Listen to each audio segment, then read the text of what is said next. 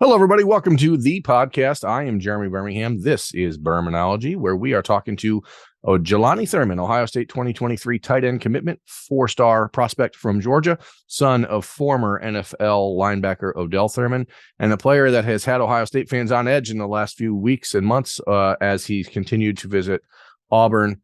But he insists everything is fine and A-OK with him and the Buckeyes, and he is 100% locked in. You'll hear that and more as we get started on the next edition of Birminology on the podcast.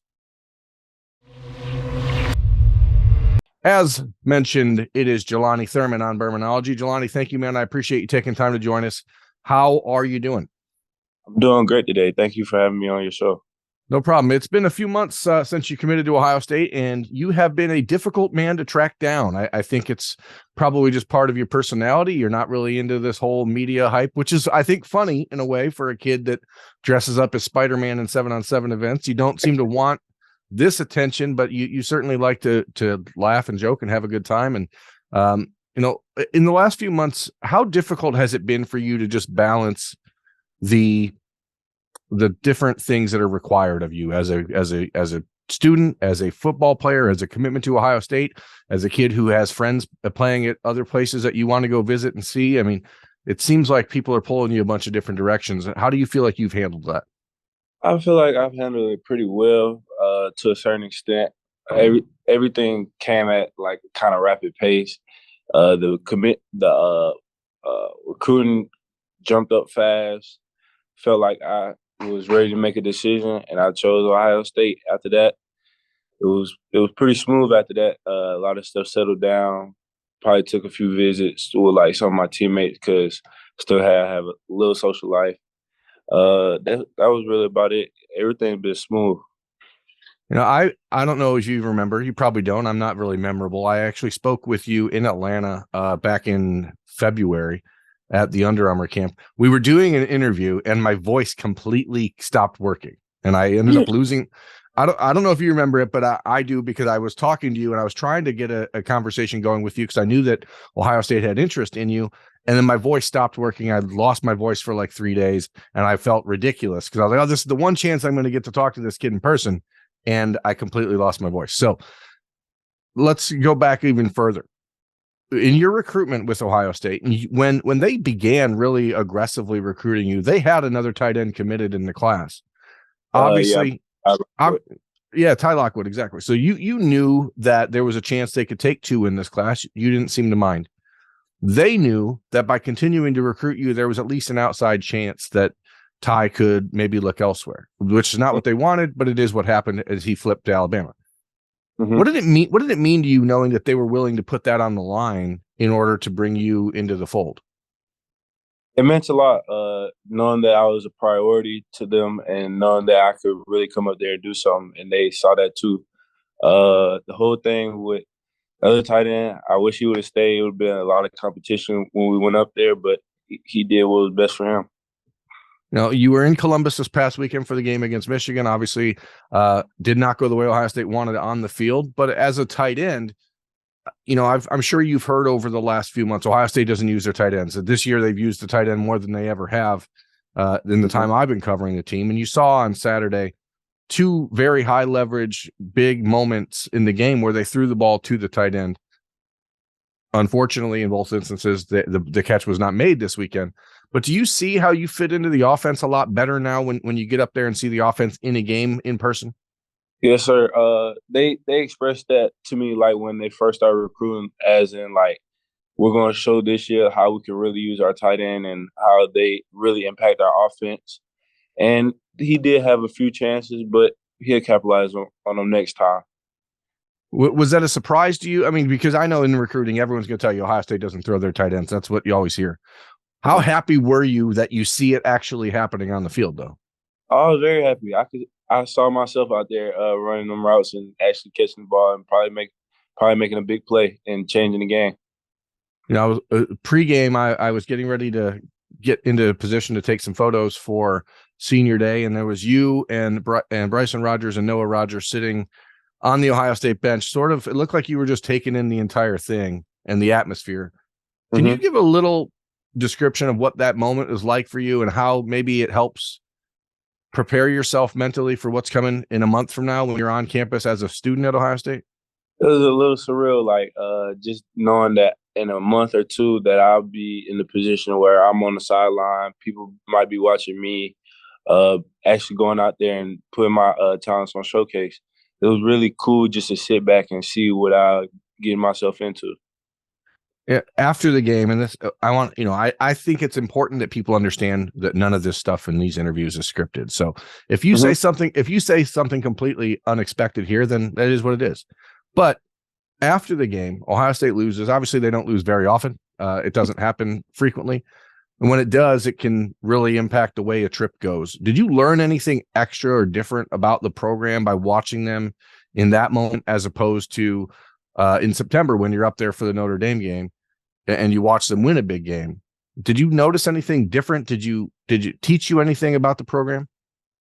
It taught me a little bit. Like nothing really changes. Like, okay, you lost. We're really on to the next game. The energy mainly stays the same. Of course, you're a little bit more excited when you win, but the energy wasn't down. Nobody was getting on the other guys. Nobody was getting on their teammates, blaming anybody.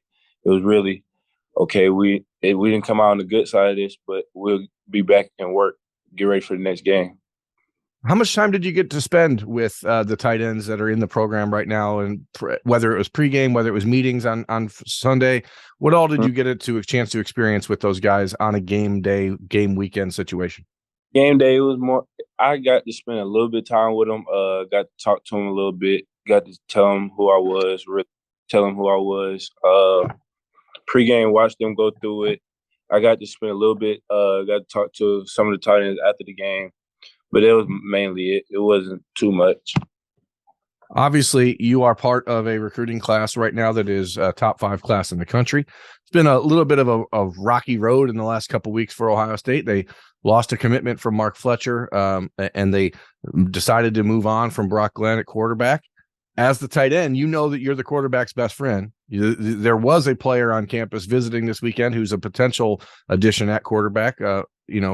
Whether or not Lincoln Keenholz, who's committed to Washington, makes that decision is still up in the air. But did you get a chance to talk to Lincoln and kind of start getting to know him a little bit? Because obviously, as I said, you got to be the guy that is his security blanket if he picks Ohio State, right? Yeah, of course. We got a heads up like a day before he was coming up, and to really like get to talk to him. So I was texting him like before I got up there, and when we got up there, he was pretty cool. I was telling him this is the place to be. Ohio State, we're gonna make some moves up here, and you'll look good up here. He just took it in. I saw him on the like in meetings out there on Sunday. Got to talk to him a little bit more, but that was about it. Is it weird to think about how football and recruiting brings all you guys together? Here you are, you're the son of a former NFL football player, Odell Thurman, who, as a lifelong Cincinnati Bengals fan, I will admit I once had a jersey of your father. So that's kind of weird. But like, here's you, this tight end from Georgia. You've got offensive linemen like Luke Montgomery from Ohio, and then there's this quarterback from South Dakota, of all places. Like, do you ever stop to think about how unique the team aspect of football is and what all it brings together? Yeah, it just brings a lot of different energies, a lot of different backgrounds. It really football brings a lot of people together and just makes it a great brotherhood and all in all. With your relationship with Ohio State, I know Kevin Wilson's the primary recruiter for you. There has been Ohio State fans, a lot of nail biting in the last few months. Jelani, you've been to Auburn a handful of times, as you said. You've got teammates there, your former teammates there. You like to, still go watch a football game on the weekends and have a social life. Have you felt any sort of pressure to like step forward and say, stop worrying, or do you feel like you can do that to try to make people understand that just because you're going to visit and see a game, it doesn't mean that you're flipping schools or anything like that? I kind of felt a little pressure, but like at the end of the day, I'm locked in with Ohio State 100%. Me going to Auburn was really just me going down with my teammates, us doing some bonding on the weekends. It's always a handful of us going down there, 5 or 6 of us, just to catch a good game. Obviously, my teammate is committed up there, Terrence Love. So it was really like I see why people were worried because I was going up there a few times, but there's nothing to worry about. I know I had to come back home for at least another game. Tell me about Spider-Man. Well, yeah, like where does that come from? I mean, is Spider-Man just your favorite superhero? Is that the only outfit that you could find at Party City that weekend before you went to the OT7 in Vegas? I mean, was there a thought to dress up as Batman? Does the cape make it difficult to run routes? I'm just trying to figure out how you settled on Spider-Man, and how did that affect your ability to see the ball? All right, so I'm gonna tell you the whole story about that. So Spider-Man has always been like a childhood cool movie for me. I always watched it. He is the best superhero. So if there's any contention about that out there in America, let's all agree Spider-Man is the best. Yeah. I'm glad you know that. Of course, I watched it, and I actually didn't get the suit until I got to Vegas. So we were in between games. The people who are like over it and over like the fun part of the tournament, they're like, it's a suit around here somewhere. Whoever finds it, they can wear it in the game. Me being the guy I am, and all my teammates just trying to be real cool, I went out and found the suit. So next game, I put it on. I really wasn't even supposed to be out there playing, to be honest. I was really coming off an injury, but I got out there, had a little fun in the suit. When I was running my routes, I pulled it up a little bit so I could see, but it was pretty see-through. But yeah, that's really the whole thing over. Of course, like as a child, I watched Spider-Man, and it just made it cool because everybody sees me as Spider-Man now. I mean, I know you caught a touchdown wearing the suit. You did the whole, Spider-Man web slinging thing as your celebration. Has that carried into your senior season of high school, or is that the new celebration for you? We're in a different world, man. It's NIL city out there, right? So like you have established somehow a brand. Now, obviously a brand that's pretty well copyrighted. It's not like you can just be Spider-Man, but do you feel like that's a way for you to connect with people and maybe like grow your brand a little bit? Yeah, of course. Sometimes the web shooting is like my go-to celebration after a touchdown. But like the Spider-Man, it just helps me connect with a lot more people, a lot more younger folks to get my fan base up. Obviously, me showing out on the field and me just having like the Spider-Man name behind me is going to bring more attention. And it pressure. Spider-Man wouldn't drop the ball, right? You know what I mean? Like hands are sticky. So you got to figure that you don't have an excuse to drop many passes in that case. You're still playing in your state tournament down there in Georgia. Big game this weekend. I know Kevin Wilson, from what I understand, is expected to be there down to watch you play. Mm-hmm. How difficult is Georgia high school football? Because I've gone down there to the Under Armour camp a couple times, and it seems like you can look in any direction, and within 3 feet, you're going to find a Division I player. So how challenging is it to get through that season and to still be going? And what would it mean to you and your teammates to be able to finish this out with the state championship? Man, it would mean a lot to us. Last year we came a little short of 1 point away. Me just knowing like Georgia football is probably one of the most competitive states to play football in, and us making it this far, it just shows that we really locked in over the off season. We made this bond, and we trying to go all the way. How have you seen yourself change as a player? Because again, the attention's on you now. You're obviously the attention's always on you. You're the son of a former, Georgia football All-American. You are playing in high level division, in Georgia. You're committed to Ohio State. The pressure's always been on you, but how do you think that it's changed you this year and made you a better teammate, better leader? It put a lot of eyes on me. So naturally I have to show my more vocal side. I'm always a natural leader, but I had to get more vocal, had to show it a little bit more. Really. That's about it. Yeah, really. I just became a better teammate all in all, like overall. I know that you're a multi-sport athlete. You play basketball, you do other stuff, but are you ready to put all that stuff behind you and just focus solely on football? I mean, here you are. Like I said, it's a month away, basically 5 weeks away from enrolling in college. And basketball's over. You're not going to be able to play your senior season. How hard is it to walk away from that? It's going to be a little bit hard to me. Obviously, I've always played basketball, and not to be able to really go out there and show my whole senior year for basketball, it's going to be a little bit hard, but I know I did it for a better chance on getting on the field and really striving in my career. I know that when you get to Ohio State in January and you get a chance to really get to know Cade Stover, who will obviously is expected to return and to be the leader for that tight end room next year. Cade is the all-time leading scorer in his high school's basketball program. So he had a tough time giving it up, but there's a lot of guys on that team who play a lot of basketball in the offseason. So I'm sure you'll still get to work on that, but for you, Jelani, as you've come through all this and now ready to, we're 3 weeks away from signing day, which is crazy how fast this goes by.